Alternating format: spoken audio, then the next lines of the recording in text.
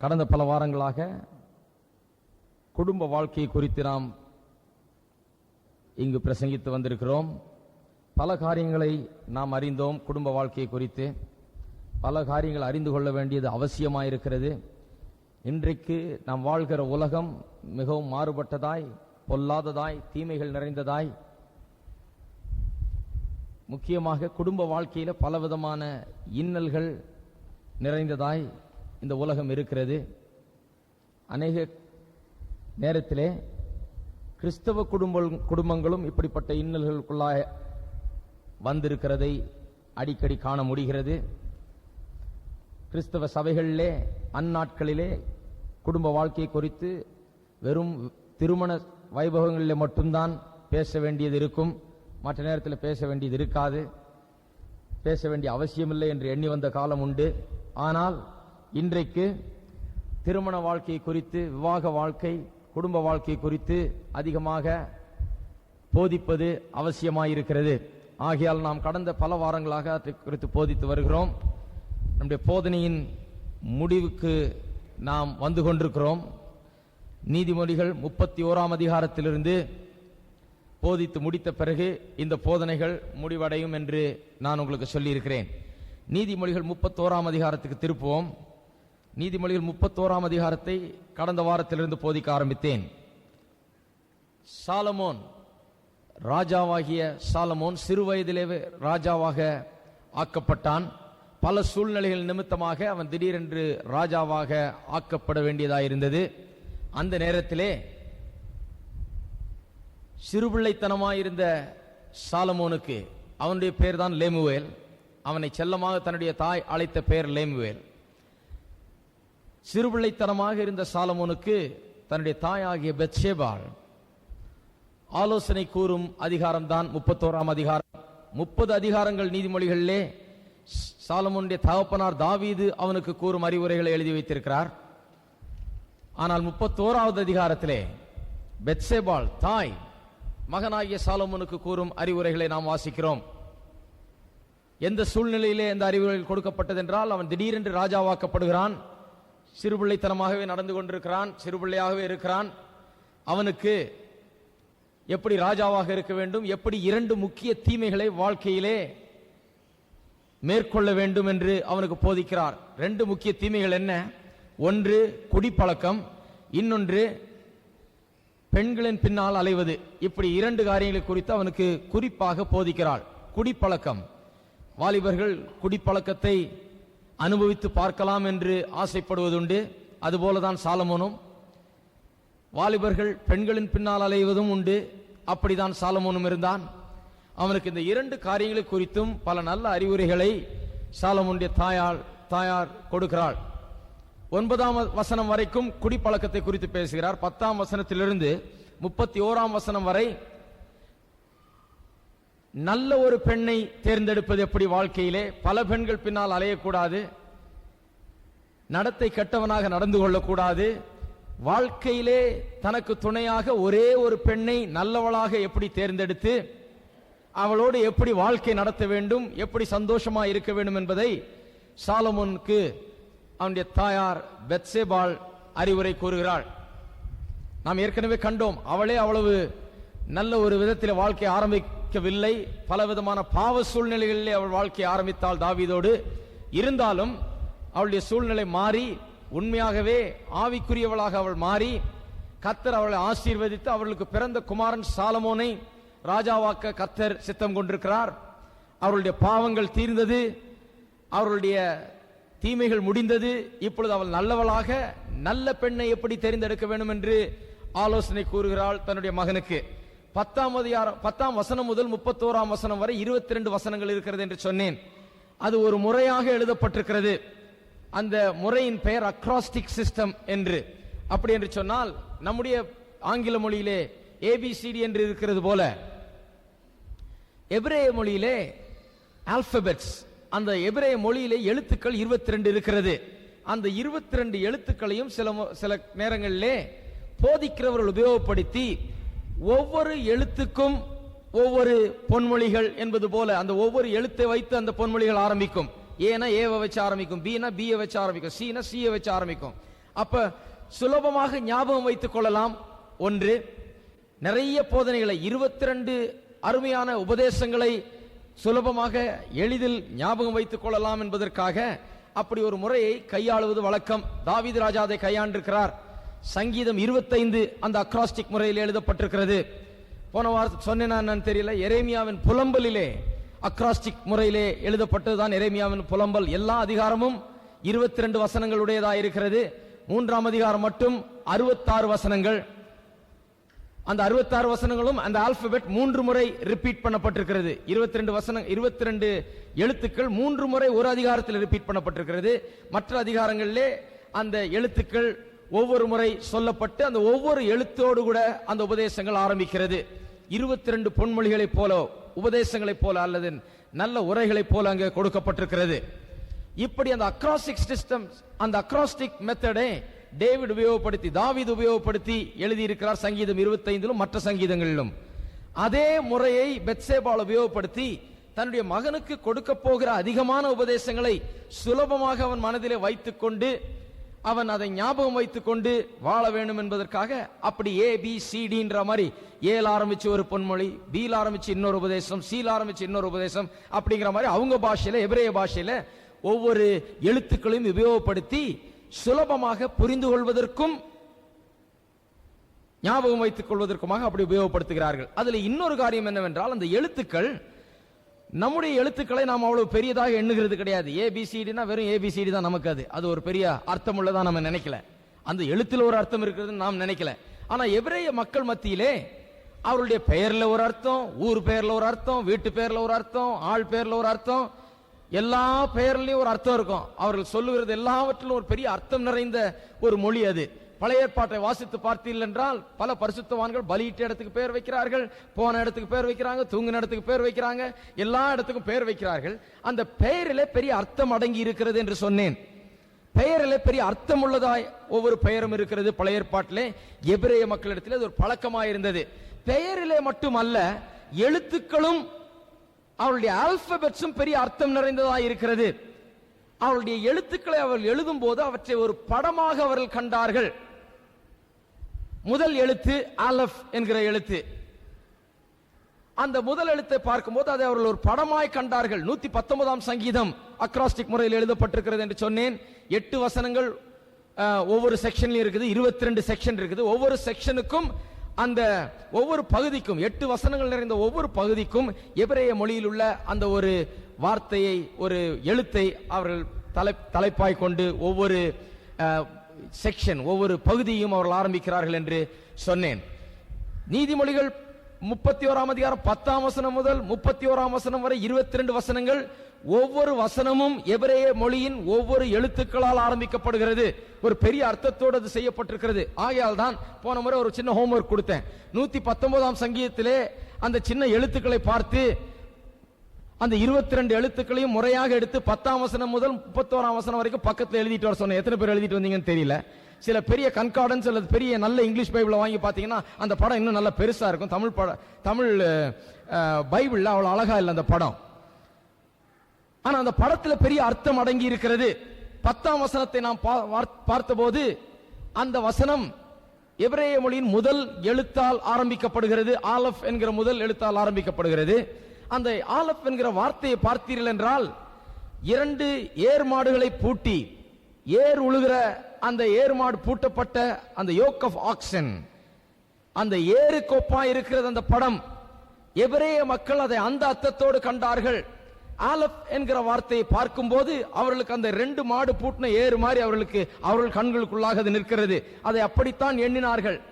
அந்த 2 மாடுகள் பூட்டப்பட்ட அந்த ஏருக்கு செழிப்பு என்கிற ஒரு அர்த்தம் கொடுக்கப்பட்டிருந்தது. ஏனென்று நான் போன முறை சொன்னேன். பழைய காலங்களிலே ஜனங்கள் மிகவும் ஏழைகளாயிருந்தபடினாலே அவர்கள் கழுதைகளை வைத்து கூட உழக்கூடிய அவ்வளவு வறுமையிலே, அவ்வளவு எளிமைத்தரத்தில் வாழ்ந்தவர்கள்.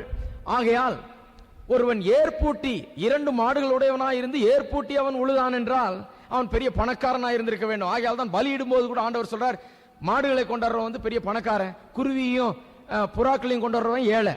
மாடுகளை கொண்டு வருகிறவன் முதற்கொண்டு குருவியை கொண்டு வருகிற வரைக்கும் எல்லாரும் ஆண்டவரிடத்தில் வர முடியுது, பலியிட முடியுது. ஆனா பணக்கார வரும்போது அதிகமாக கொண்டு வர்றான், மாடுகளை கொண்டு வந்து பலியிடுகிறான் என்று பார்த்தோம். எலிசா 12 ஏர்களை பூட்டி உழுது கொண்டிருந்தான் பார்த்தோம். பெரிய செல்வந்தனாய் நல்ல ஐஸ்வர்யம் நிறைந்த ஒரு விவசாயியா இருந்து 12 ஏர் பூட்டி உழுதான். அவன் சாதாரண ஆள் இல்ல, பெரிய பணக்காரன் என்று பார்த்தோம். அந்த காலத்து மக்களிடத்திலே அந்த ஏர் பூட்டி உழுகிறது என்பது செழிப்பை காண்பித்தது. ஆகையால் 10ஆம் வசனம் நான் சொன்னேன், குணசாலியான ஸ்திரீயை குறித்து படிக்கிறோம். அந்த குணசாலியான ஸ்திரீ செழிப்புக்கு எடுத்துக்காட்டாக இருக்கிறாள்.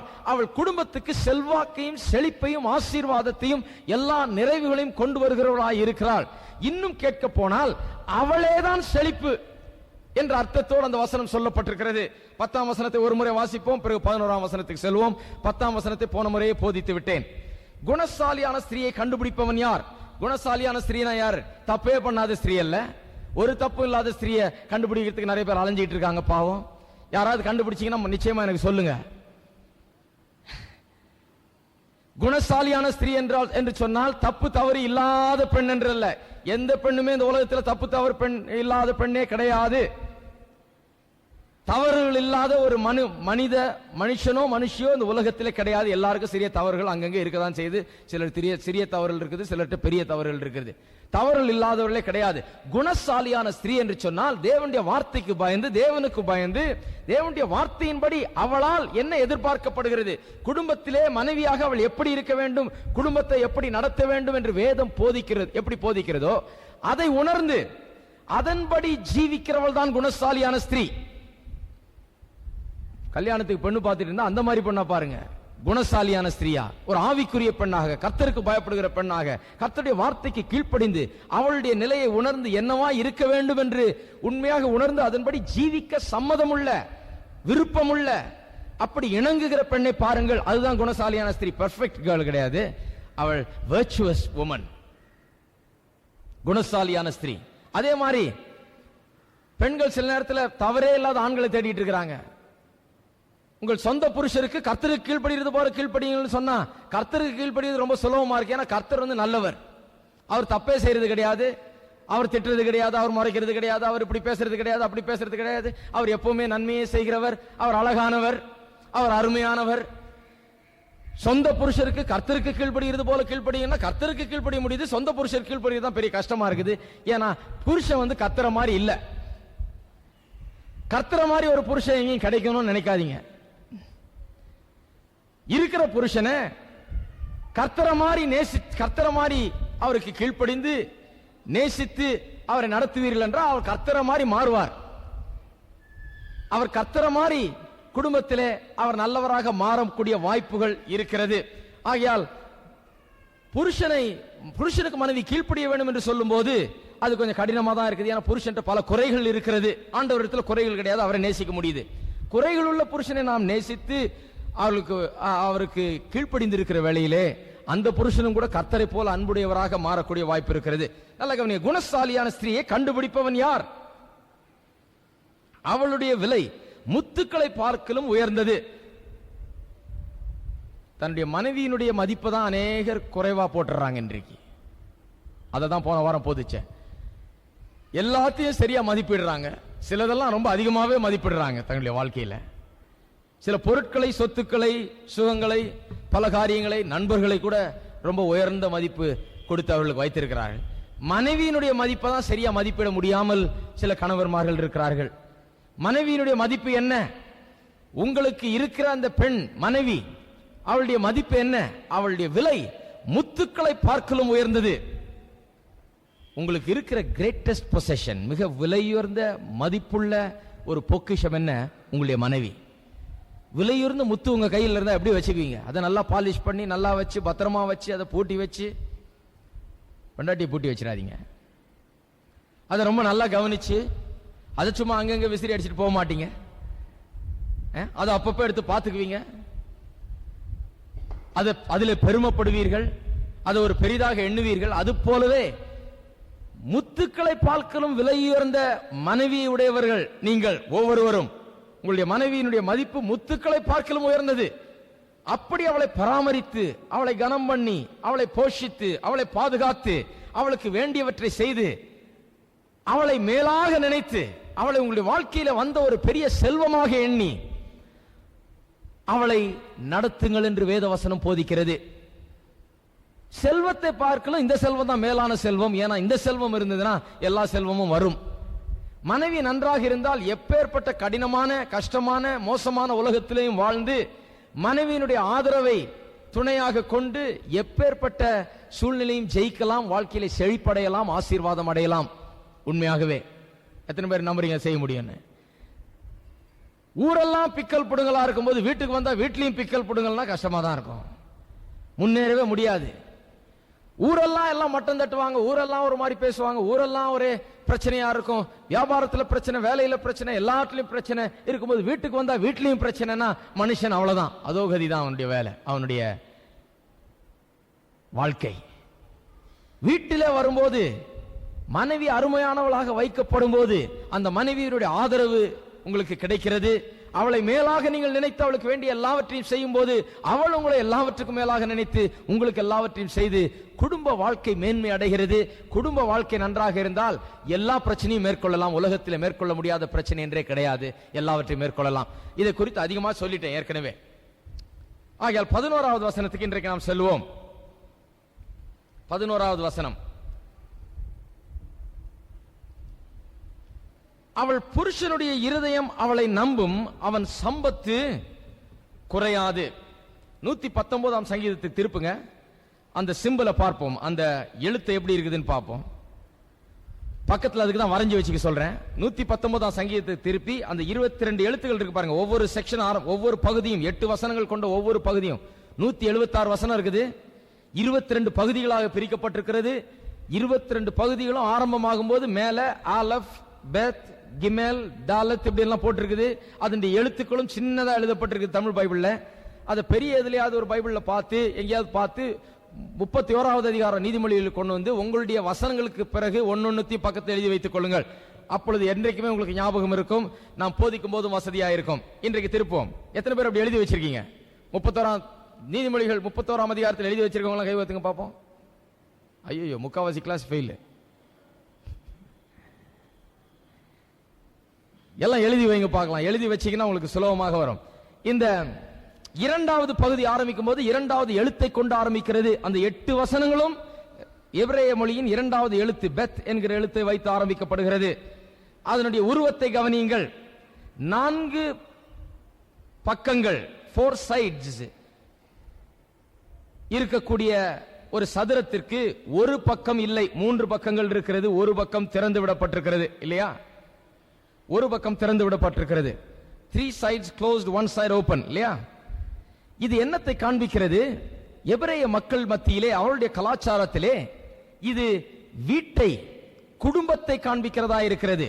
not the house, the home, குடும்பத்தை காண்பிக்கிறதா இருக்கிறது. ஒரே வழிதான் போறதுக்கு, உள்ள போறதுக்கு ஒரே வழி, வெளியே வர்றதுக்கு ஒரு வழி, பின்னால வழி கிடையாது, சைடுல வழி கிடையாது, எங்கேயும் வழி கிடையாது, ஒரே வழி. குடும்பத்தை, குடும்பத்திலே வரக்கூடிய அந்த பாதுகாப்பான security, the feeling of security, குடும்பத்தில் இருக்கிறோம் என்கிற அந்த பாதுகாப்பான செக்யூரிட்டி ஃபீலிங், அதை குறித்து அந்த வசனம் பேசுகிறதா இருக்கிறது. குடும்பத்தை குறித்து பேசுகிறதா இருக்கிறது. வீடு வேற, குடும்பம் வேற. வீடு வேற, குடும்பம் வேறன்னு எல்லாருக்கும் தெரியும். நமக்கு எல்லாருக்கும் வீடுனா கணவன் மனைவியின் 2 பேர் கொண்டவர் இருக்கிறார்கள். ஒரு ஆண் ஒரு பெண் இருக்கிறார், ஒரு பிள்ளைகள் இருப்பாங்க. அங்க சண்டை நடக்கலாம், சச்சரவு இருக்கலாம், பிரச்சனை இருக்கலாம், நரகம் போல இருக்கலாம் வீடு. ஆனா குடும்பம் என்கிறது அது சந்தோஷத்தோடும் சமாதானத்தோடும் எல்லா நிறைவோடும் வாழ வேண்டிய ஒரு காரியம் குடும்பம். குடும்பத்தை அது எடுத்து காட்டுகிறது. குடும்பத்தில் இருக்கிற செக்யூரிட்டி, அந்த பாதுகாப்பின் நிலைமையை அது எடுத்து காண்பிக்கிறது. உள்ளே போகிறதுக்கு ஒரு வழிதான், வெளியே வருகிறதற்கும் ஒரே வழிதான். செக்யூரிட்டி, 2 காரியங்கள் மூலமாக செக்யூரிட்டி வருகிறது. ஒன்று, இங்க வாசிக்கிறோம், அதை 31ஆம் வசனத்தில், அது 11ஆம் வசனத்தில் 31ஆம் அதிகாரத்தில், அவள் புருஷனுடைய இருதயம் அவளை நம்பும். அதாவது மனைவி நல்லவள், அவள் மோசமானவள் அல்ல, நல்லவள். அவளை நம்பலாம், அவளை நம்பி விடலாம் என்கிற அந்த எண்ணம் புருஷனுக்குள்ளாக இருக்கும். அதுலதான் செக்யூரிட்டி. மனைவியை நம்ப முடியாதுன்னு புருஷனை பார்த்திருக்கீங்களா? விடவிடன்னு தான் இருக்கணும். வெளியே போனா என்ன ஆச்சோ ஏதாச்சோ இந்த மனைவியை நம்பி விட முடியாது அப்படின்ற புருஷர்கள்லாம் இருக்காங்க. அதுல என்ன ஆகுது, அந்த குடும்பத்திலே அந்த செக்யூரிட்டி இல்லாம போகிறது. அவருடைய பிள்ளைகளும் ஒரு செக்யூரிட்டி இல்லாமல் வளருகிறார்கள். பலவிதமான பயங்களோடும் காம்ப்ளெக்ஸஸ், பலவிதமான தீய பிற்போக்கான எண்ணங்களோடும் பிள்ளைகள் வளர நேரிடுகிறது. ஏனென்றால் குடும்பத்தில் அந்த செக்யூரிட்டி கிடையாது. தகப்பனாருக்கு தாயின் மேல நம்பிக்கை கிடையாது, கணவனுக்கு மனைவியின் மேல நம்பிக்கை கிடையாது, அவனுடைய இருதயம் அவளை நம்புகிறது கிடையாது. நம்பாமல் இருக்கிற வேளையில் அந்த ஃபீலிங் ஆஃப் செக்யூரிட்டி, அந்த பாதுகாப்பான ஒரு எண்ணம் இருப்பது கஷ்டம். பிள்ளைகள் மத்தியில் கூட அந்த பாதுகாப்பான எண்ணம் இருப்பது கஷ்டம். பிள்ளைகளும் கூட நமக்கு என்ன ஆக போதோ ஏதாக போதோ, இதுங்க ரெண்டும் அடிச்சுக்கிட்டு பிடிச்சிக்கிட்டா நம்ம என்ன ஆகுமோ அப்படின்னு தான் பிள்ளைகள் யோசிக்கும். சின்ன பிள்ளைங்க பெரியவங்களை பார்த்து இதுங்க ரெண்டு என்னைக்காவது ஒரு நாள் அடிச்சுக்கிட்டு ஆளுக்கு ஒரு பக்கம் போனா நம்ம கதி என்னவோ அப்படின்னு தான் எண்ணும். ஏன்னா இவர்கள் ஒருத்தரை நம்பாமல் ஒருவர் சந்தேகப்பட்டு ஒருவர் மேல சாடி ஒருவர் சண்டை போட்டு இப்படியாக நம்பிக்கை இல்லாத வாழ்க்கையை நடத்துகிற பொழுது குடும்பமே அதனால் பாதிக்கப்படுகிறது.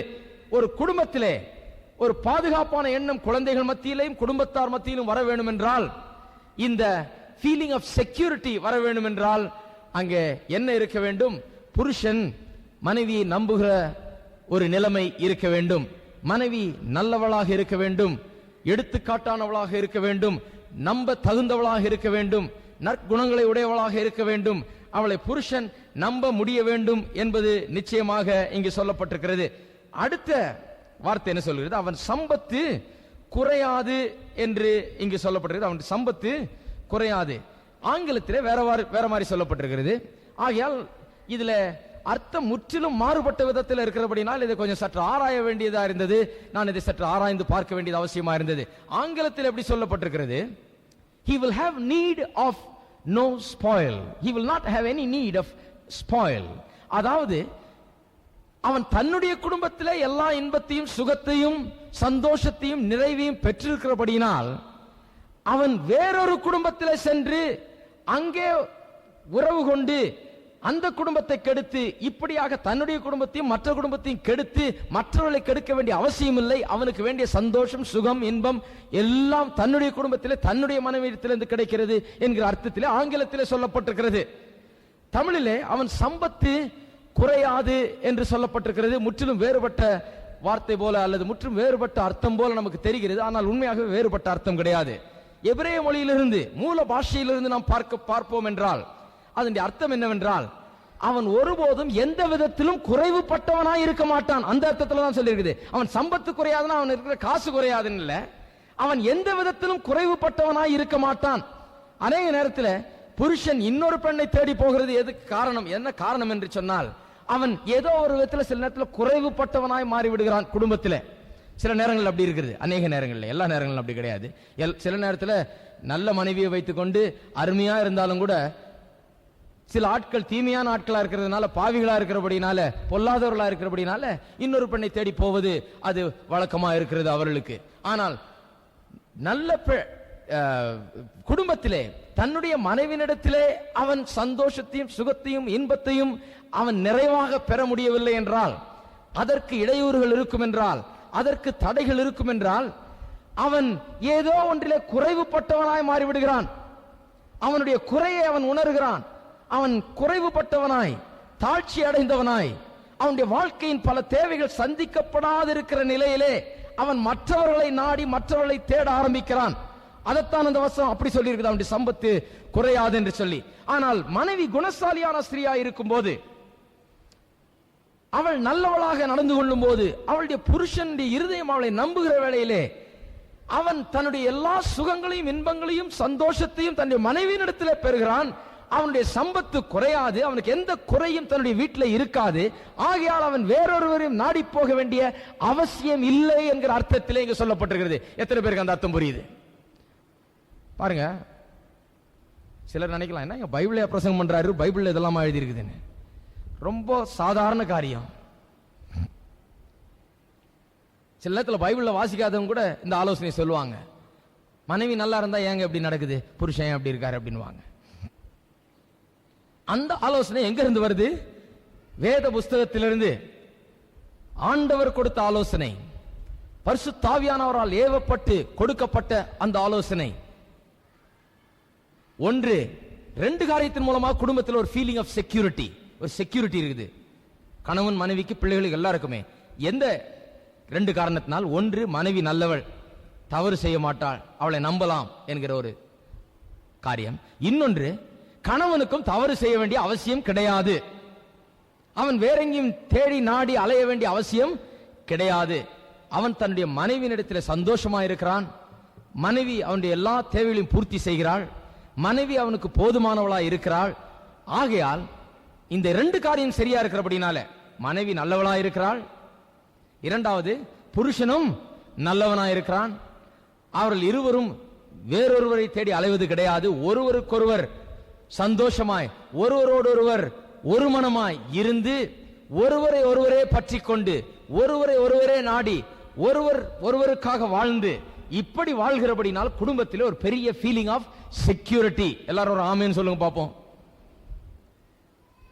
அது செக்யூரிட்டி ஃபீலிங் ரொம்ப அவசியம். பாருங்க, அநேக நேரத்தில் குடும்பங்களில் சில நேரத்தில் பிள்ளைகள் மிகவும் மோசமாக, மிகவும் தலைதெறிச்சு ஓடுற விதத்தில் நமக்கு என்ன என்ன பண்ணோம் இப்படி இருக்கிறார்கள் என்று புரியாத வகையில் அவர்கள் நடந்து கொள்ளும் போது உலகத்தில் இருக்கிறவர்கள் கூட சொல்லுகிறார்கள், பல ஞானிகள் சொல்லுகிறார்கள், அது என்னன்னா குடும்பத்தில் ஒரு ஃபீலிங் ஆஃப் செக்யூரிட்டி இல்லாம வளர்ந்துட்டாங்க. குடும்பத்தில் அந்த ஃபீலிங் ஆஃப் செக்யூரிட்டியை உண்டாக்கல. எல்லாம் நல்லா இருக்குது, நம்ம ஒரு குடும்பம், நாம் கடைசி வரை ஒன்னா இருப்போம், நாம் நன்றாக வாழ்வோம், நாம் ஒற்றுமையாக இருப்போம் என்ற அந்த செக்யூரிட்டி ஃபீலிங்கை உண்டாக்கவில்லை. உண்டாக்க தவறியதனால் பிள்ளைகளுடைய வாழ்க்கையில ஒரு நிச்சயமற்ற தன்மை, நாளைக்கு என்ன ஆகுமோ, இவங்க ரெண்டு பேரும் சண்டை போட்டு நம்ம தெருவில் நிக்க விடுவாங்க அப்படின்ற ஒரு ஃபீலிங், ஒரு உணர்ச்சி, ஒரு உணர்வு அவர்களுக்குள்ள உண்டாகி பல விதமாக அவருடைய எண்ணங்கள் அலைமோதுகிறது. அவர்களுடைய கிரியைகள் பாதிக்கப்படுகிறது.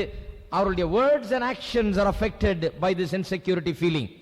அவருடைய எண்ணங்களும் செய்கைகளும் இந்த நிச்சயமற்ற தன்மையினால் பாதிக்கப்படுகிறது. குடும்பத்திலே பிரச்சனை இருக்கும்போது அந்த நிச்சயமற்ற தன்மை பிள்ளைகளுக்குள்ளே வருகிறது. உதாரணத்துக்கு சொல்லுவோம் பாருங்க, சில நேரத்தில் பெண்கள் சொல்லுவாங்க, நான் சீக்கிரம் பொட்டியெல்லாம் தூக்கிட்டு எங்க அம்மா வீட்டுக்கு நான் உடனே ஓடிடுறேன், நான் இன்னும் அந்த பக்கமே வரமாட்டேன், என்னானாலும் சரி, உனக்கு எனக்கு ஒண்ணு வேணாம், எப்படியோ போகுது பிள்ளைங்க, என்னமோ ஆகுது, நான் ஓடி எங்க அம்மா வீட்டில் போய் நான் இருக்க போறேன். இப்படிப்பட்ட பேச்சுகளை கவனிக்கும் போது கணவன் மனைவி இது பேசுறவங்க கிட்ட ஒரு நிச்சயமற்ற ஒரு உணர்வு உண்டாகிறது மட்டுமல்ல, பிள்ளைகளிடத்திலேயும் ஒரு பெரிய பாதிப்பை ஏற்படுத்துகிறது. அது ஒரு குடும்பமாக கட்டி காக்கப்பட்ட, மூன்று பக்கங்களிலும் மூடப்பட்டு அருமையாக கட்டி காக்கப்படுகிற ஒரு குடும்பமாக அது இல்லாமல் சிதறடிக்கப்படக்கூடிய குடும்பமாக, எல்லா பக்கங்களையும் திறந்து விட்ட மாதிரி இருக்குது, சிதறடிக்கப்பட்ட குடும்பமாக, அது ஒழுங்கீனமான குடும்பமாக அது மாறுகிறது. இதை குறித்து தான் இந்த வசனம் போதிக்கிறது. அவனுடைய இருதயம் அவளை நம்பும். The man's heart, he will trust her என்று ஆங்கிலத்தில் சொல்லப்பட்டிருக்கிறது. His heart will trust him. Trust, நம்பும் என்ற வார்த்தையை வேதத்திலே நாம் பார்க்கும்போது பல விதத்தில் அது உபயோகப்படுத்தப்பட்டிருக்கிறது. முக்கியமாக இரண்டு விதத்தில் அது உபயோகப்படுத்தப்பட்டிருக்கிறதை நான் இன்றைக்கு உங்களுக்கு காண்பிக்க போகிறேன். ஏனென்றால் இந்த நம்புகிறது மிகவும் அவசியம். கணவன் மனைவியை நம்ப வேண்டும், மனைவி கணவனை நம்ப வேண்டும். எல்லா பிசாசை விட இந்த சந்தேக பிசாசுன்னு ஒன்று இருக்குது. எத்தனை பேருக்கு தெரியும் தெரியல, சந்தேக பிசாசு. இந்த சந்தேக பிசாசு வந்துருச்சுன்னா அது எல்லா பிசாசை விட ஓட்டுறதுக்கு ரொம்ப கஷ்டம். இது 1000 பிசாசு ஒரு ஆள் கிட்ட இருந்தா ஓட்டிடலாம் ஈஸியா. ஆனா இந்த சந்தேகம்ன்ற எண்ணம் வருது பாருங்க, இது பிசாசு இல்ல, உள்ள பிசாசு இருந்தா ஓட்டிடலாம். பிசாசு என்ன பண்றான், உள்ள புகுந்த ஒரு நியாயமற்ற ஒரு எண்ணத்தை சில நேரத்தில் எடுத்து அதை ஆழமாய் பதிய வச்சு அந்த சந்தேகத்தை வளர்த்து அதை பேசி அதை வாழ்ந்து அதை நடைமுறையில் கொண்டு வந்து பிசாசு அப்படியா சந்தேகத்தினால மனதை பிடிச்சிடறான் பாருங்க. பிடிக்கும் போது அது பிசாசு உள்ள இருக்கிற மாதிரி இல்ல, பிசாசுனுடைய ஏவுதலினால், பிசாசினால் உபயோகப்படுத்தப்பட்ட எண்ணங்கள் அப்படியே பதிக்கப்படுகிறது நம்முடைய இருதயத்தில். பிசாசை ஓட்டிடலாம், ஆனா இந்த எண்ணத்தை ஓட்டுறதா ரொம்ப கஷ்டமா இருக்குது. பிசாசை போனா போயிடுறான், பிசாசு ஓடுனா ஓடிடுறான், ஆனா அந்த எண்ணத்தை ஓட வைக்க முடியாது ஜனங்க இடத்துல. அதுதான் பிரச்சனைங்க. சிலர் பாருங்க, கணவன் மனைவி மேல அவ்வளவு சந்தேகம், சும்மாவே சந்தேகம், இப்படி திரும்பி பார்த்தா சந்தேகம், அப்படி திரும்பி பார்த்தா சந்தேகம், இங்க உட்கார்ந்தா சந்தேகம், எந்திரிச்சா சந்தேகம், யார்கிட்ட பேசினா சந்தேகம், கொஞ்சம் சிரிச்சா சந்தேகம், உலகம் அப்படி இருக்குது பாருங்க. அநேக பிரச்சனைகள், இப்படிப்பட்ட பிரச்சனைகளை காண்கிறோம். சந்தேகத்திலேயே அவருடைய வாழ்க்கையை வாழுகிறார்கள். சந்தேக பிசாசு குடும்பத்தில் பூந்து நாசமாக்கி அவர்களை சீரழித்து போடுகிறதை நாம் பார்க்கிறோம். சில நேரத்தில் மனைவிக்கு புருஷன் மேல சந்தேகம், யார்ட்டையும் பேசிடக்கூடாது, யார்ட்டையும் நின்றக்கூடாது, யார்ட்டையும் திரும்பி பார்த்துடக்கூடாது, ஒன்னும் மனசுல எதையோ ஒன்று கற்பனை பண்ணிக்கிறது. அநேக நேரத்தில் பாருங்க உண்மையா எதுவுமே இருக்காது. கற்பனை பண்ணி பண்ணி பண்ணி சும்மா இருக்கிற மனுஷனையும் ஏதாவது சந்தேகப்பட்டு கடைசியில் அந்த மனுஷனுக்கு அப்பதான் புதுசா யோசனை வரும். இப்படி சந்தேகப்படுறதுனால ஒரு யோசனை வரும். ஓஹோ, அந்த பெண்ணை பற்றி சந்தேகப்பட்டியா, அந்த பெண்ணு பார்க்கறதுக்கு நல்லா தான் இருக்குன்னு அப்பதான் தெரியும் அவனுக்கு. சும்மா இருந்ததா அது பேசாம இருந்திருப்பான். அதே மாதிரிதான் மனைவியை சந்தேகப்படுற புருஷனும் சந்தேகப்பட்டு சந்தேகப்பட்டு சந்தேகப்பட்டு இந்த தீமையான எண்ணத்தை வளர்த்து இது ஒரு பெரிய பேய் பிசாசு மாதிரி. இதை துரத்துறதுதான் ரொம்ப கஷ்டம். முக்காவாசி பிசாசு துரத்தெல்லாம்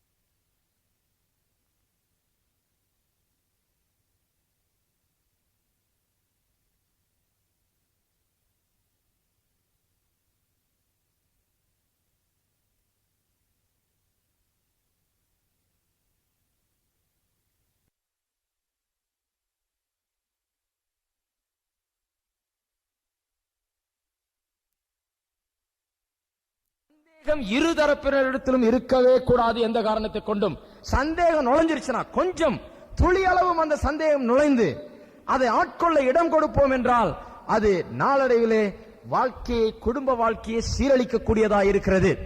எல்லாரும் ஒரு ஆமீன் சொல்லுங்க பாப்போம்.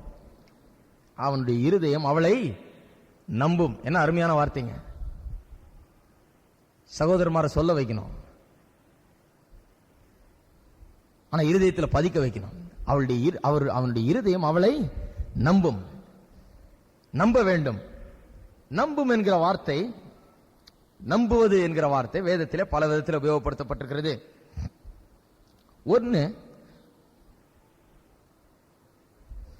டு டேக் ரெஃப்யூஜ் இன், அல்லது அடைக்கலம் புகுவது என்ற அர்த்தம் நம்புகிறது என்பதற்கு. அடைக்கலம் புகுவது என்கிற அர்த்தத்திலே அதிகமாக வேதத்திலே உபயோகப்படுத்த, கர்த்தரை நம்புவது அப்படின்ற சங்கீதத்தில் அநேக இடங்களில் உபயோகப்படுத்தப்படும் போதெல்லாம் it means to take refuge in. To trust means to take refuge இன். நம்புவது என்றால் அடைக்கலம் புகுவது என்கிற அர்த்தத்திலே அநேக முறை வேதத்திலே உபயோகப்படுத்தப்பட்டிருக்கிறது.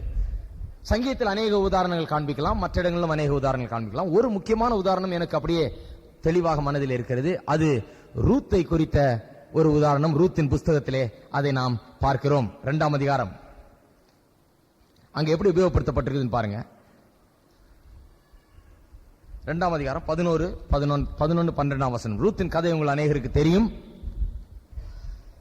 அவள் தன்னுடைய கணவனை இழந்தாள்.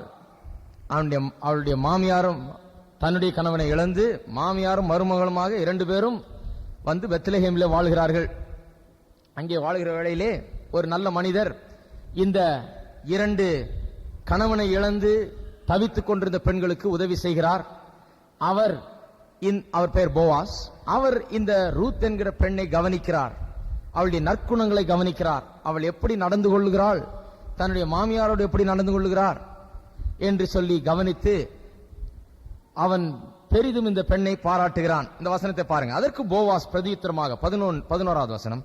அதற்கு போவாஸ் பிரதியுத்தரமாக, உன் புருஷன் மரணம் அடைந்த பின்பு நீ உன் மாமியாருக்காக செய்ததும், உன் தகப்பனையும் தாயையும் உன் ஜன்ம தேசத்தையும் விட்டு முன்னே நீ அறியாத ஜனங்களிடத்தில் வந்ததும் எல்லாம் எனக்கு விவரமாய் தெரிவிக்கப்பட்டது. உன் செய்கைக்கு தக்கதாக பலனை கர்த்தர் உனக்கு கட்டளையிடுவாராக.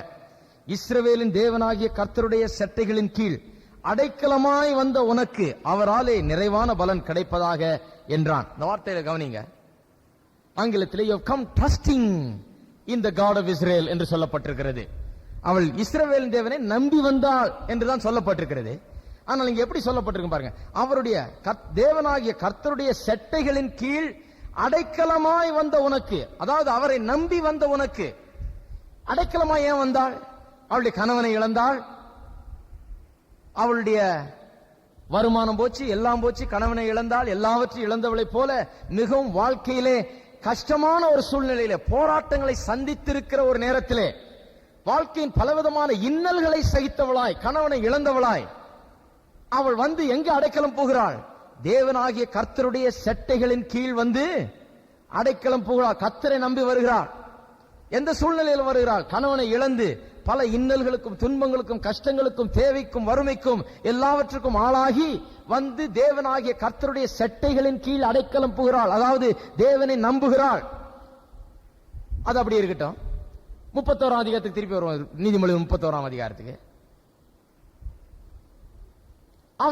அவள் புருஷனுடைய இருதயம் அவளை நம்பும் என்று சொல்லும் போது, புருஷன் தன்னுடைய மனைவியினிடத்தில் வந்து அடைக்கலம் புகுகிறான் என்ற அர்த்தத்தில் தான் எடுத்துக்கொள்ளணும். இப்ப வாஸ்தவத்தின்படி பார்த்தால் புருஷன் தன்னுடைய மனைவியினிடத்திலே வந்து அடைக்கலம் புகுகிறான், நம்புகிறான் என்று சொன்னால் வெறும் அவன் நல்லவன் என்று நம்புகிறது மட்டும் கிடையாது, அவள் ஒழுங்கீனமானவள் அல்ல, ஒழுக்கக்கேடாளவள் அல்ல என்று நம்புகிறது மட்டுமல்லாமல், அவள் நல்லவள் என்று நம்புகிறது மட்டுமல்லாமல், அவளை நம்புகிறான் என்பதற்கு அர்த்தம் என்ன?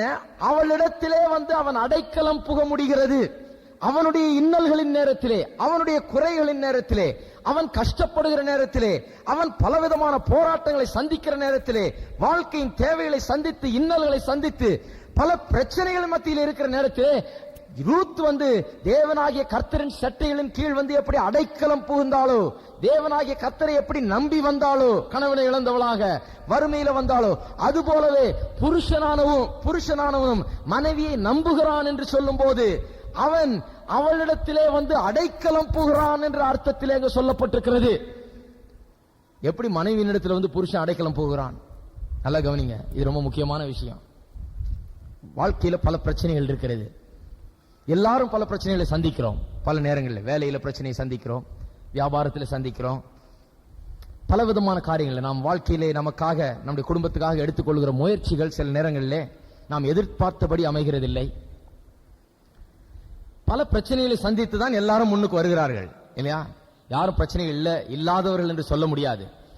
பல பிரச்சனைகளை சந்திக்கிறோம், இன்னல்களை சந்திக்கிறோம். சில நேரத்திலே எல்லாம் போய்விட்டது போல இருக்கும், வாழ்க்கையே நாசமாய்விட்டது போல இருக்கும். புருஷனுக்கு மிகுந்த வேதனையுடையவனாய், பல இன்னல்கள் துன்பங்களை அனுபவித்தவனாய், பல கஷ்டங்களுக்கு நடுவிலே, பல தேவைகளுக்கு நடுவிலே அவன் சில நேரத்தில் இருக்கக்கூடிய சமயங்கள் இருக்கும் இல்லையா? கஷ்டமே வாழ்க்கைன்னு கிடையாது. யோபுடைய கஷ்டத்தை பற்றி எல்லாம் ரொம்ப பெருசா பேசுவாங்க. யோபு வாழ்ந்த 100 ஆண்டுக்கு மேல வாழ்ந்த யோபுக்கு அந்த கஷ்டம் 9 மாசம் தான் இருந்துதான். எத்தனை மாசம் இருந்தது? வெறும் 9 மாசம் தான் அப்பேற்பட்ட கஷ்டம். சிலர் எப்பவுமே வாழ்க்கையில் அப்படிப்பட்ட கஷ்டம் தான் இருக்குதுன்ற மாதிரி பேசுவாங்க. யோபு மாதிரியே இருக்கிறேன், யோபு மாதிரியே இருக்கிறேன், யோபு மாதிரியே முதல் நாள்ல இருந்து கடைசி வரைக்கும் அப்படி நம்ம வாழ போறதில்லை. சில நேரங்களில் அப்படிப்பட்ட கஷ்டங்கள் சந்திக்க நேரிடுகிறது, போராட்டங்களை சந்திக்க நேரிடுகிறது, அது உண்மைதான். அந்த நேரத்திலே உலகமே நம்மை பகைக்கிற நேரத்திலே, உலகமே நம்மை எதிர்த்து போராடுகிறது போல நமக்கு தோன்றுகிறது.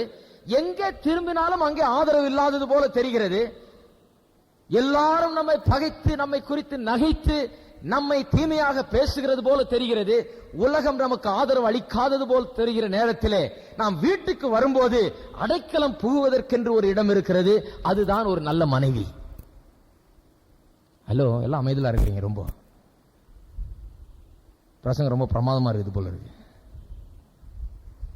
ஒண்ணு எல்லாம் ஆணு கேட்கணும், இல்ல என்னமோ நடக்குது.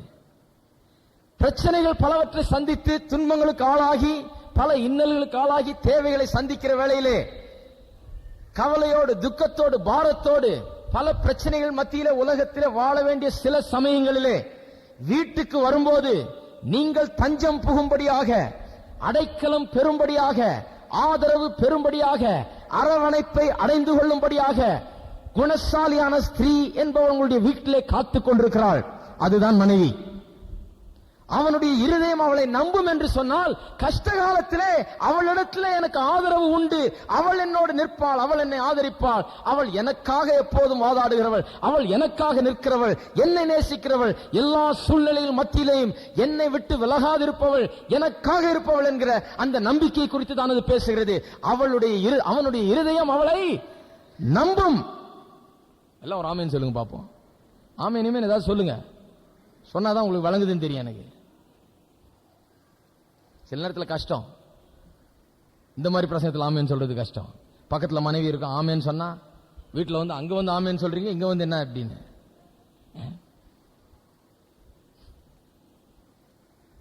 அவனுடைய இருதயம் அவளை நம்பும். அந்த விதத்தில் உங்களுடைய மனைவியுடைய இருதயத்தை அவளை நம்புகிறீர்களா? எந்த கஷ்டம், எந்த துன்பம், வாழ்க்கையில் எப்பேற்பட்ட போராட்டத்தை சந்தித்தாலும் வீட்டுக்கு செல்லும் போது நல்ல மனைவி காத்துக் கொண்டிருக்கிறாள். அவள் அரவணைத்துக் கொள்வாள், அவள் ஆதரவு காண்பிப்பாள்.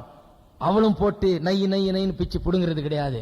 அவளும் போட்டு உபத்திரவம் பண்றது, அவளும் சந்தேகத்திலையும் அதுலயும் இதுலயும் வாழ்ந்துகிட்டு போட்டு மனுஷனை உபத்திரவப்படுத்துறது கிடையாது. அவள் ஆதரித்து அரவணைத்து அவள் பலத்தை அவனுக்கு தருகிறவளாய் இருக்கிறாள் இல்லையா? சில நேரத்தில் வெளியெல்லாம் போயிட்டு பல பிரச்சனையை சந்திச்சுட்டு வீட்டுக்கு வரும்போது எரிச்சலா இருக்குது. ஒன்னும் ஒரு வாரத்தை கூட பேச வேணான்ற மாதிரி இருக்கு. பேசினா பிடிச்சி தள்ளலாமான் இருக்குது. அந்த அளவுக்கு பிரச்சனைகளை நாம் சந்திக்கிறோம் சில நேரத்தில். அப்படி வரும்போது வீட்டில் வந்தவொன்னு நைய நைய நையின்னா ஆளுக்கு பைத்தியம் தான் பிடிச்சிடும். வீட்டுக்கு வரும்போது நல்ல ஒரு காப்பியை கொடுத்து நல்ல ஒரு வார்த்தைகளை பேசி, இல்ல நல்ல வார்த்தையை பேசணும்னா கொஞ்சம் அமைதலாவாது இருந்து ஆதரவையும் அரவணைப்பையும் காண்பித்து நன்றாக நடந்து கொள்ளுகிற வேளையில அவள் குணசாலியான ஸ்திரீ. அவனுடைய இருதயம் அவளை நம்பும் என்கிற வார்த்தைக்கு ஒரு அர்த்தம் சொல்லியாச்சு. இன்னொரு அர்த்தம் என்ன? நம்பும் என்று சொன்னால் இன்னொரு அர்த்தம் இன்னொரு வேதத்தில் இன்னொரு இடத்திலே நாம் பார்க்கிறோம். சங்கீதம் 56ஆம் அதிகாரம் 56வது சங்கீதம் 3ஆம் வசனம்.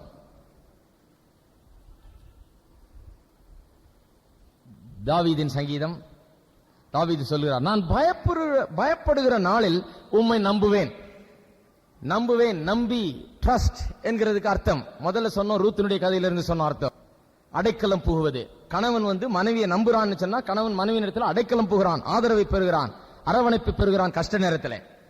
ரூத் தேவனிடத்தில் அடைக்கலம் புகுந்தது மாதிரி இங்க தாவீது சொல்லுகிற வேளை நான் பயப்படுகிற நாளிலே உம்மை நம்புவேன் சொல்ற அந்த சூழ்நிலை என்ன? அந்த சூழ்நிலை குறித்து 56ஆம் சங்கீதம்னு போட்டவன அடியில பிராக்கெட்ல போட்டிருக்கு பாருங்க. பெலிஸ்தியர் தாவீதை காத்தூரில் பிடித்த போது யோனாத் ஏலிம் ரிக்கோம் என்னும் வாத்தியத்தில் வாசிக்கும்படி தாவீது பாடி ராகவ தலைவனுக்கு ஒப்புவித்த மிக்தாம் என்னும் சங்கீதம். சுருக்கமா சொல்ல போனா தாவீதை சவுல் ராஜா தேடி அலைஞ்சு எந்த மூலையில, எந்த இருட்டுல, எந்த காட்டுல இருந்தாலும் புடின்னு சொல்லி தேடி அலைந்த காலம் அது.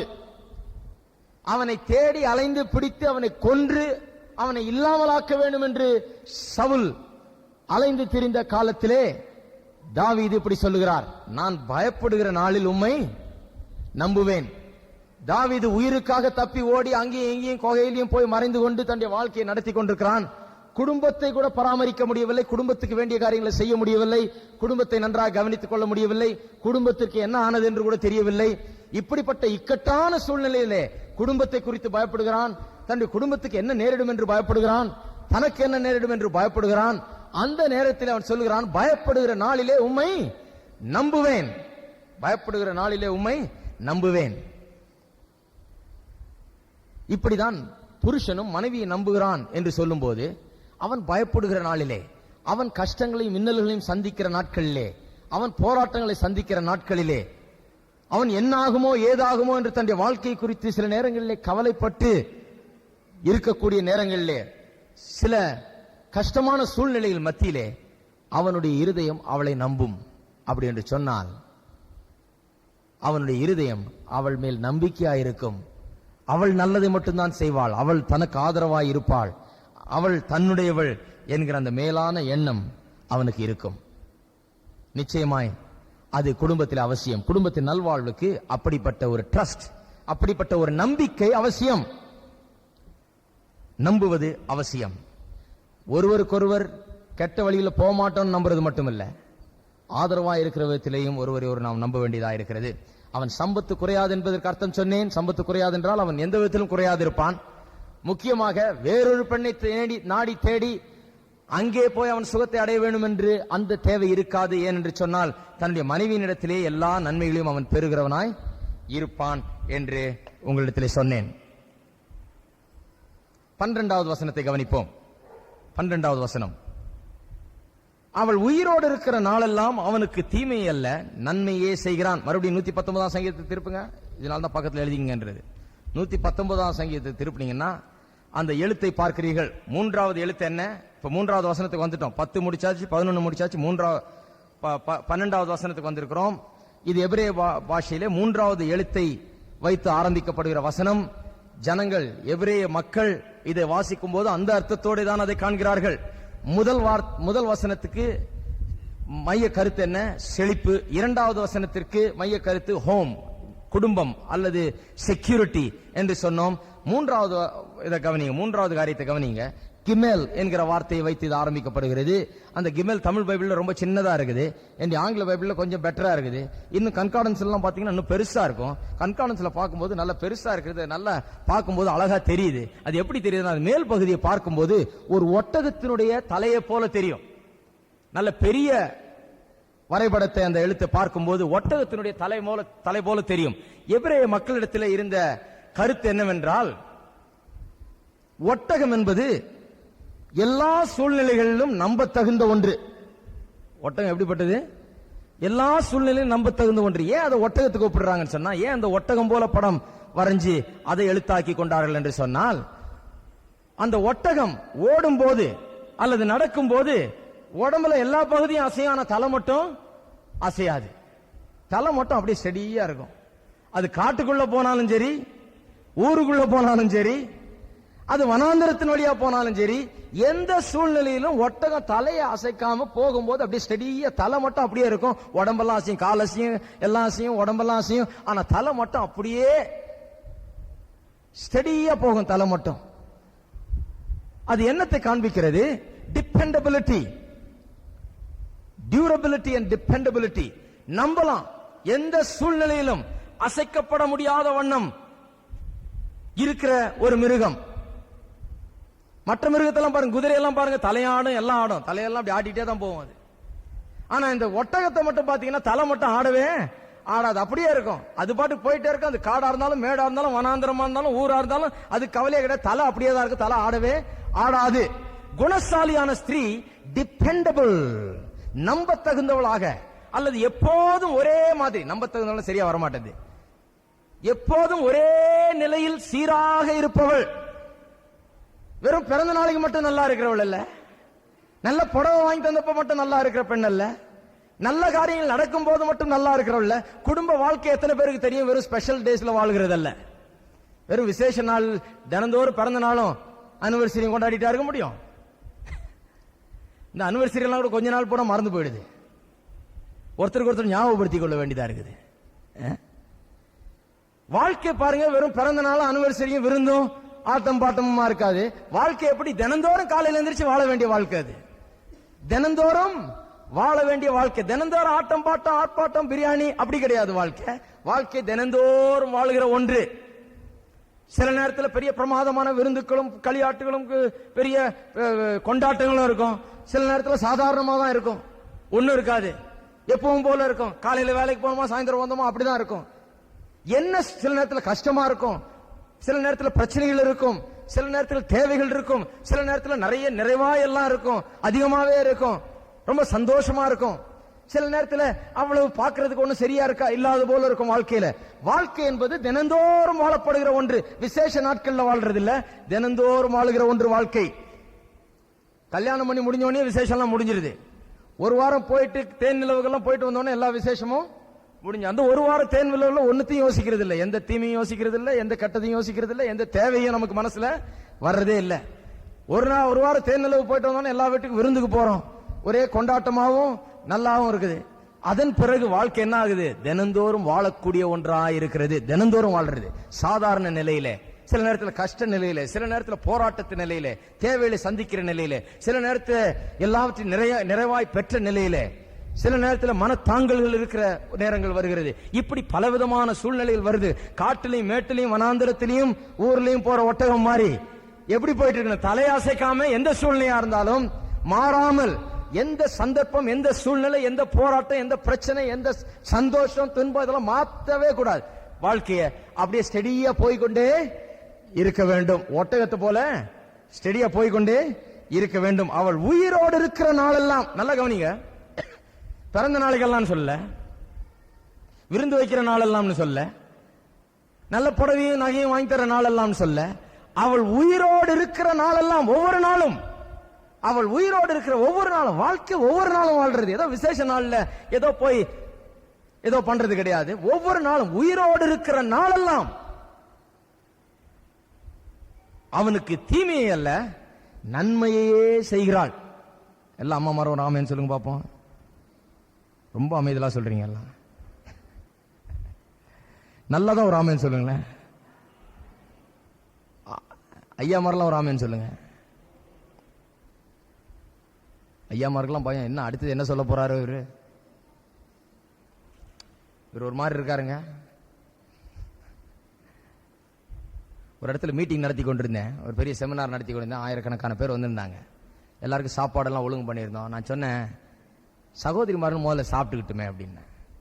சரி, அவங்க பலவீன பாண்டம், அவங்க பாவம், அவங்க போய் இடிச்சு பிடிச்சி இந்த கும்பல்ல கஷ்டப்பட்டு இருப்பாங்களேன்னு சொல்லி மைக்ல ஒரு அனௌன்ஸ்மெண்ட் பண்ணேன்.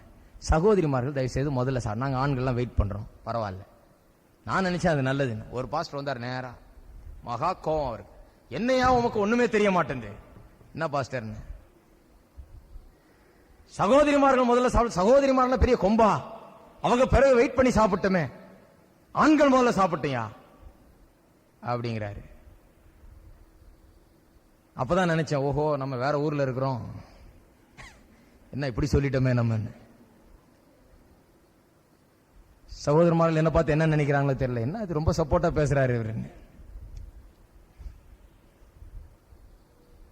பெண்கள் ரொம்ப பெண்களையும் சப்போர்ட் பண்ணி பேசல, ஆண்களையும் சப்போர்ட் பண்ணி பேசல. அது எனக்கு வேலையே கிடையாது. யாரையும் சப்போர்ட் பண்றதே என்னுடைய வேலை கிடையாது. வேத வசனத்தை பிரசங்கிப்பது போதிப்பது தான் என்னுடைய வேலை. அதை தான் செய்து கொண்டிருக்கிறேன். வேத வசனத்தில் என்ன சொல்லுகிறதோ அதை தான் சொல்லுகிறேன். ஆண்களுக்கும் சொல்லுகிறேன், பெண்களுக்கும் சொல்லுகிறேன். பெண்களுக்கு சொல்ல வேண்டியது பெண்களுக்கும், ஆண்களுக்கு சொல்ல வேண்டியதை ஆண்களுக்கும் சொல்லுகிறோம். அவள் உயிரோடு இருக்கிற நாளெல்லாம் அவனுக்கு தீமை அல்ல நன்மையே செய்கிறான். All the days. திருமணம் செய்யும் போது என்ன சொல்றோம்? இன்பத்திலும் துன்பத்திலும் சுகத்திலும் துக்கத்திலும் வாழ்விலும் தாழ்விலும் எல்லாவற்றிலும் சொல்லி மரணம் நம்மை பிரிக்கும் மட்டும். மரணம் தான் பிரிக்கணும், வேற எதுவும் பிரிக்க கூடாது. ஆனா இந்த நவீன காலத்தில் பல பிரச்சனைகள் நிறைந்த, தீமைகள் நிறைந்த, பொல்லாப்புகள் நிறைந்த இந்த காலத்தில் பாருங்க, மரணத்துக்கு முன்னாலே நிறைய காரியம் பிரிச்சிருது. நீங்க நிறைய பேர் சொல்லும் போது உள்ளே இப்படி சொல்லிக்கிறாங்க போல இருக்குது, விவாகரத்து நம்ம பிரிக்கிற வரைக்கும். என்ன சொல்லுவாங்களோ தெரியல. ஆனா விவாகம் என்பது கடைசி வரை, மரணம் நம்மை பிரிக்கும் வரை என்று தான் இருக்க வேண்டும். எல்லா நாட்களிலும் உயிரோடு இருக்கிற நாளெல்லாம் சொன்னா பாருங்க, தினந்தோறும் எந்திரிச்ச உடனே புருஷனுக்கு ஒரு நிச்சயம் இருக்குது. நம்ம மனைவி நேத்துல இருந்து இன்னைக்கு மாறுறவ கிடையாது, இன்னையில இருந்து நாளைக்கு மாறுறவ கிடையாது. இன்னைக்கு எப்படி இருக்குமோ நாளைக்கு எப்படி இருக்குமோ அப்படி கிடையாது. ஒரு புருஷன் தினந்தோறும் எந்திரிச்சு இன்னைக்கு மனைவி எப்படி இருக்குமோ, இன்னைக்கு எட்டி உதைக்குமோ அரவணைச்சுக்குமோ என்னன்னு தெரியலையே, இன்னைக்கு நிலைமை வீட்டுல எப்படின்னு தெரியலையே இருந்தா எப்படி இருக்குது குடும்பம் பாருங்க. ஆனா சில நேரத்தில் அப்படிதான் இருக்குது. அப்படி இருக்கக்கூடாது. வேதம் என்ன சொல்லுகிறது? அவள் உயிரோடு இருக்கிற நாளெல்லாம்.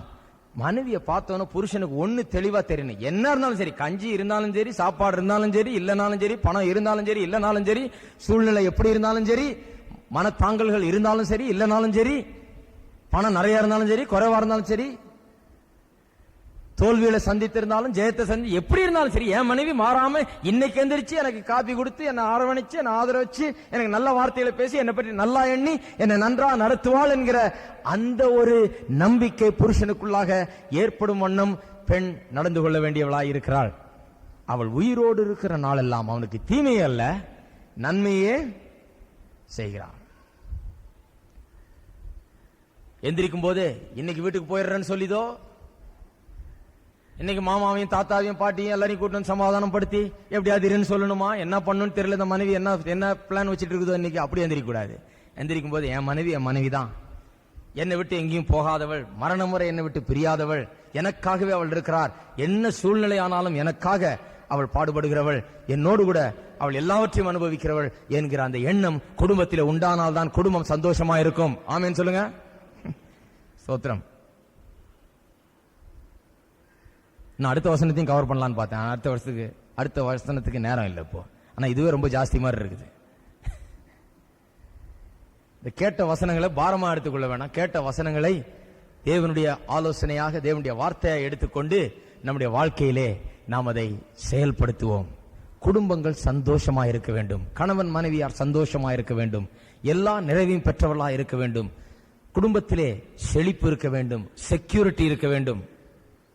நிச்சயமுள்ள ஒரு வாழ்க்கை இருக்க வேண்டும். குடும்பத்திலே டிபெண்டபிள், மனைவி டிபெண்டபிளா இருக்க வேண்டும். அதாவது என்றைக்குமே சீராக ஒரே நிலையில் இருக்கிறவளாக இருக்க வேண்டும். மனைவி 10ஆம் வசனத்தின்படி என்னவா இருக்கிறாள்? 10ஆம் வசனம் செழிப்பு. அவள் எல்லா முத்துக்களை பார்க்கலும் உயர்ந்தவளாக இருக்கிறாள். 2ஆம் வசனத்தின்படி மனைவி என்னவா இருக்கிறாள்? செக்யூரிட்டி. குடும்பத்திற்கும் கணவனுக்கும் செக்யூரிட்டி கொடுக்கிறவளா இருக்கிறாள். ஒரு நிச்சயம், வாழ்க்கை குறித்த நிச்சயம், எதிர்காலத்தை குறித்த நிச்சயம், ஒரு நல்ல நிச்சயத்தின் உணர்வை ஊட்டுகிறவளாய் அவள் இருக்கிறாள். 3ஆவது வசனத்தின்படி அவள் என்னவா இருக்கிறாள்? எப்போதும் ஒரே நிலையில மாறாமல், கஷ்டம் வந்தா ஒரு பேச்சு, நஷ்டம் வந்தா ஒரு பேச்சு, நல்லது நடந்தா ஒரு பேச்சு, அப்படி இல்லை. எப்போதும் சீராக ஒரே பேச்சை பேசுகிறவளாக, ஒரே நடக்கை உள்ளவளாக இருக்கிறாள். இந்த 3 ஞாபகம் வைத்துக் கொள்ளுங்கள். 119ஆம் சங்கீதத்தை எடுத்து அந்த 22 எழுத்துக்களையும் பக்கத்தில் வரைந்து வைத்துக் கொள்ளுங்கள்.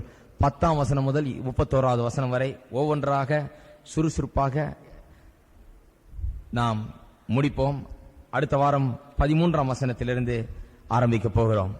ஹல்லேலூயா. எத்தனை பேருக்கு இந்த வந்தது குறித்து சந்தோஷம்? இன்றைக்கு இது போதனைகள் வெறும் குடும்பஸ்தர்களுக்கு மட்டுமல்ல, இது எல்லாருக்கும். குடும்பஸ்தர்களும் ஆக போகிறவர்களுக்கும் இது போதனை, குடும்பஸ்தர்களுக்கும் இது போதனை, வாலிபர்களுக்கும் இது போதனை, எல்லாருக்கும் இது போதனை. தேவனுடைய வார்த்தை நமக்கு எல்லாருக்கும் பயனளிக்கிறதா இருக்கிறது. உங்கள் குடும்பங்களிலே சந்தோஷம், சமாதானம், நிம்மதி, செழிப்பு, ஆசீர்வாதங்கள் நிறைவாய் இருக்க வேண்டும் என்பது தேவனுடைய சித்தமாய் இருக்கிறது. தேவனுடைய சித்தம் எப்பொழுது நம்முடைய வாழ்க்கையில் நடைபெறுகிறது? அவருடைய வார்த்தைக்கு இணங்கி, அவருடைய வார்த்தையின்படி நாம் ஜீவிக்கும் போது, அதை உணர்ந்து நாம் ஜீவிக்கும் போது தேவனுடைய சித்தம் நம்முடைய வாழ்க்கையிலே நிறைவேறுகிறது. இந்த வார்த்தைகள் நீதிமொழிகள் 31ஆம் அதிகாரத்திலிருந்து வருகிற வார்த்தைகள் நம்முடைய வாழ்க்கையில் உண்மையாகவே ஒரு பெரிய மாற்றத்தை நாம் ஒவ்வொருவரிலும் அது ஏற்படுத்தும் என்று நான் விசுவாசிக்கிறேன். எல்லாரும் தலை வணங்கி ஒரு நிமிஷம் ஜெபிப்போம். இந்த வார்த்தைகளுக்கு நம்மை ஒப்பு கொடுப்போம். இந்த வார்த்தையின் போதனைகள் நம்மை பிடிக்கட்டும், நம்மை அதை ஆட்கொள்ளட்டும், நம்மை அது பலப்படுத்தட்டும், நமக்கு அது அறிவு ஊட்டட்டும், விவேகத்தையும் ஞானத்தையும் அது அளிக்கட்டும். ஹல்லேலூயா. இந்த வார்த்தைகளை எண்ணி பாருங்கள். இதை கேட்டு அப்படியே விட்டு விடாதீர்கள். அதை எண்ணி பாருங்கள், அதை ஆராயுங்கள். ஹல்லேலூயா. அன்பின் தேவனே, அருமையான வேளையிலே மண்டையிலே இயேசுவின் நாமத்திலே வருகிறோம். இந்த அருமையான போதனைகளுக்காக உமக்கு ஸ்தோத்திரம் கர்த்தாவே. எங்கள் ஒவ்வொருடைய குடும்பத்தை குறித்தும் நீர் கரிசனை உள்ளவராயிருக்கிறீர். பிரச்சனைகளும் போராட்டங்களும் நிறைந்த இந்த உலகத்திலே குடும்பங்கள் வெளிச்சம் நிறைந்ததாக கர்த்தாவே, சந்தோஷம் சமாதானம் நிறைந்ததாக, நிம்மதி நிறைந்ததாக, நிறைவளிக்கக்கூடியதாக ஒவ்வொரு குடும்பமும் இருக்கட்டும் ஆண்டவரே. இங்க இருக்கிற ஒவ்வொரு கணவன் மனைவியரையும் எல்லா வாலிபர்களையும் கரத்தில் ஒப்படைக்கிறோம். இந்த போதனைகள் எல்லாருக்கும் போதனைகளாக அமையட்டும் கர்த்தாவே. இது எங்களுடைய உள்ளத்திலே பெரிய உற்சாகத்தையும் எங்களுடைய வாழ்க்கையை குறித்த ஒரு நல்ல எதிர்பார்ப்பையும் உண்டாக்கட்டும். சூழ்நிலைகளை மாற்றியர்களும், குடும்பத்தில் இருக்கிற அவலை நிலைகளை சில நேரத்தில் மாற்றியர்களும் கர்த்தாவே. சில வேளைகளிலே காண்கிற பிரச்சனைகள், போராட்டங்கள், சந்தோஷம் இல்லாமல் சண்டை சச்சரவுகளில் இருக்கிற நிலைகளை மாற்றி கர்த்தாவே, குடும்பத்திலே ஒரு நிலையான நிலையை நீர் கொண்டு வர வேண்டுமே கர்த்தாவே. நிலையற்ற வாழ்க்கையை மாற்றி நிலையான ஒரு சந்தோஷத்தை குடும்பத்துக்குள்ளாக அளிக்க வேண்டுமே கர்த்தாவே. ஒவ்வொரு குடும்பத்தையும் பேர் பேராக ஆசீர்வதித்தருளும். ஒவ்வொருவருக்காகவும் ஜெபிக்கிறோம் கர்த்தாவே. ஒவ்வொருவரையும் தாங்கி நடத்தியருளும். ஒரு குறைவும் இல்லாமல் அவர்களை நடத்தியருளும். உங்களுடைய வார்த்தையை கேட்டு அதன்படி நடக்கிற மக்களுக்கு நீர் நன்மை செய்கிறவராய் இருக்கிறீர். பாவிகளை நேசிக்கிறவர், நம்முடைய சொந்த பிள்ளைகளை எவ்வளவு அதிகமாய் நேசிக்கிறீர் கர்த்தாவே. உம்முடைய பிள்ளைகளை தாங்கி நடத்தும். உம்முடைய வார்த்தை அவர்களை பலப்படுத்தட்டும், அவர்களை தாங்கி நடத்தட்டும் கர்த்தாவே. இங்கு கேட்டவர்கள் வீணாக போகாதபடி பலன் அளிக்கட்டும். ஒவ்வொருவருடைய கரத்தில் ஒப்படைக்கிறோம். ஆசீர்வாதம் குடும்பம் பேரில் இருக்கட்டும். இயேசுவின் நாமத்திலே கேட்டுக்கொள்கிறோம் பிதாவே. ஆமென்.